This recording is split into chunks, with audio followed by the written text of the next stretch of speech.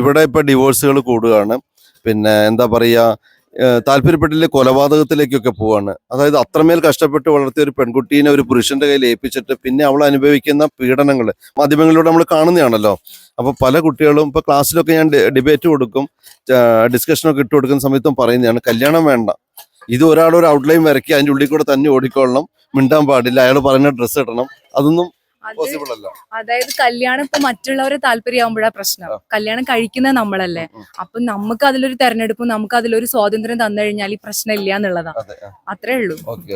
അത് അവനവന്റെ ജാതി മത ചിന്താഗതികളും തന്നെ വേണം, അങ്ങനെ നിർബന്ധമുണ്ടോ? അതായത് ഇപ്പൊ നമുക്ക് എല്ലാ തരത്തിലും തെരഞ്ഞെടുപ്പുണ്ടല്ലോ. ഇപ്പം എന്നെ സംബന്ധിച്ച് ഞാനൊരു വിശ്വാസിയാണ്.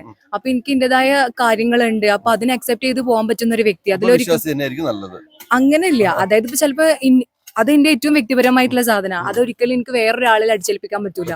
അതുകൊണ്ട് എനിക്ക് അങ്ങനെ മതം അങ്ങനത്തെ ഞാൻ കോൺസെൻട്രേറ്റ് ചെയ്യുന്നില്ല. ബാക്കിയുള്ള കാര്യങ്ങളൊക്കെ നമുക്ക് ഓക്കെ ആവണ്ടേ. ഞാൻ എന്റെ മകനോട് പറയുന്നത് അവൻ ഹിന്ദുവോ ക്രിസ്ത്യനോ മുസ്ലിമോ അതിലേതും ആയിക്കോട്ടെ, എനിക്ക് പ്രശ്നമല്ല എന്നാ പറയുന്നത്.